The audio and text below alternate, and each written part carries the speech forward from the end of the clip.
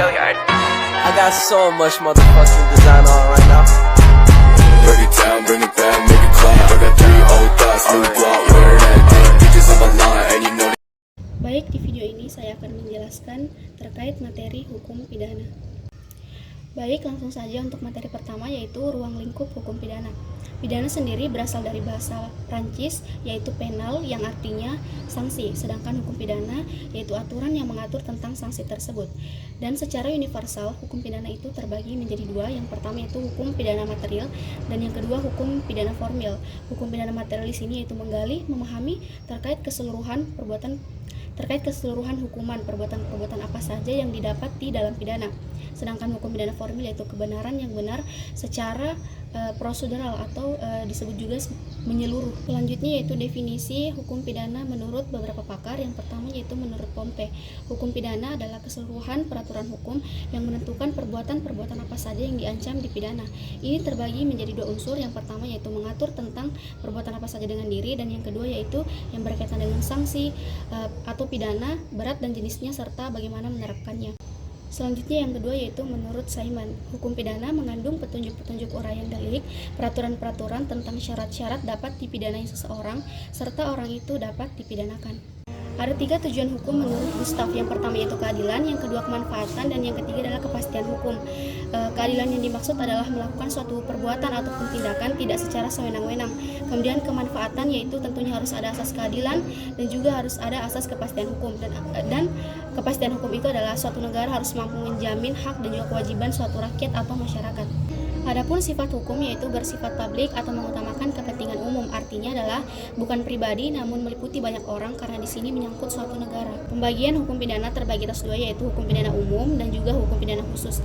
Hukum pidana umum di sini yaitu hukum atau semua jenis aturan yang diatur dalam modifikasi atau KUHP.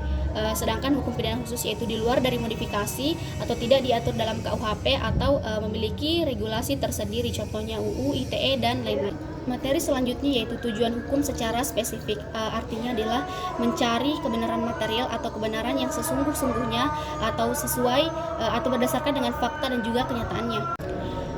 Selanjutnya itu karakteristik dari hukum pidana tersendiri terdapat pada sanksi karena memiliki dua jenis. Yang pertama yaitu hukuman pokok dan hukuman tambahan. Hukuman pokok itu seperti pidana mati, pidana penjara seumur hidup bagi yang melakukan tindak kriminal seperti pembunuhan dan lain-lain.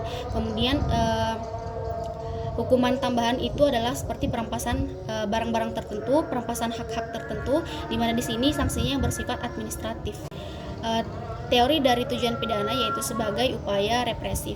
Teori tujuan hukum terbagi atas 4. Yang pertama yaitu reformasi, yaitu artinya memperbaiki atau merehabilitasi si pelaku kejahatan gunanya agar dapat bermanfaat bagi masyarakat.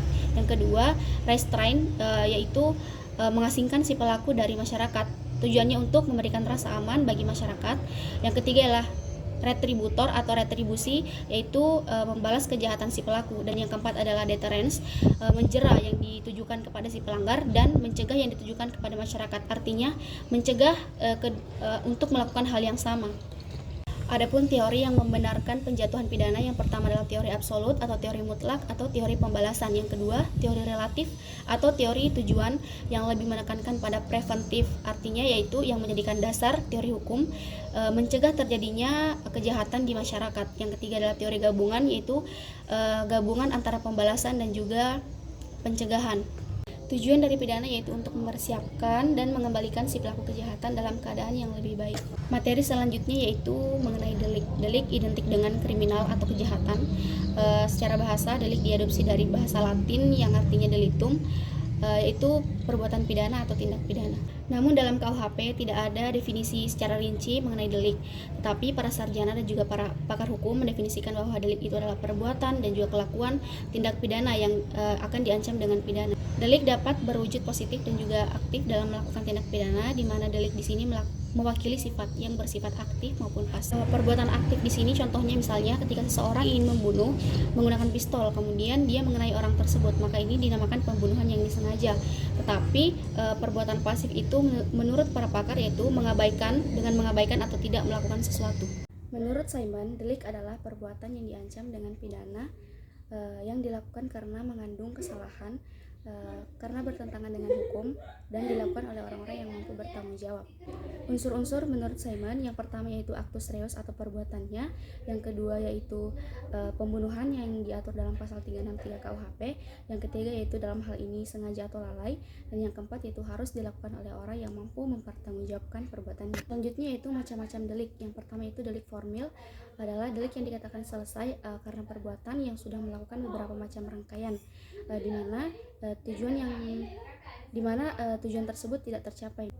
Kemudian yang kedua itu delik material, adalah delik yang dikatakan selesai karena adanya akibat yang timbul dari perbuatan dan tujuan yang sebelumnya direncanakan itu tercapai. Delik aduan yaitu delik yang hanya dapat diadukan oleh orang yang merasakan atau mengalami kejadian tersebut.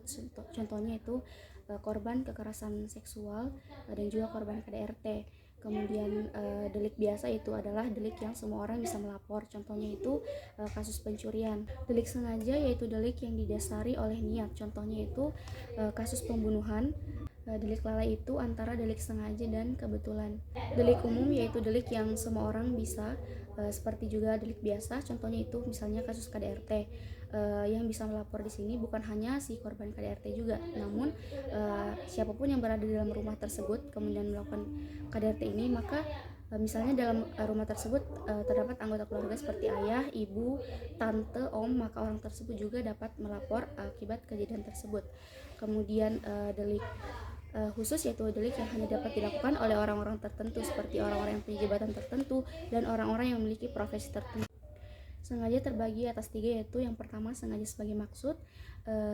Di sini adalah maksudnya antara motif dan juga modus harus dapat dibedakan. Yang kedua yaitu sengaja dengan kesadaran kepastian. Yang ketiga yaitu sengaja dengan kesadaran kemungkinan.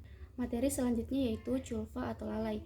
Kelalaian terletak antara sengaja atau kebetulan, maka disebut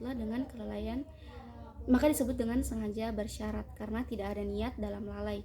Kemudian Van Hammel membagi 2 indikator, yaitu yang pertama kurang melihat ke depan yang perlu, dan yang kedua yaitu kurang hati-hati yang perlu.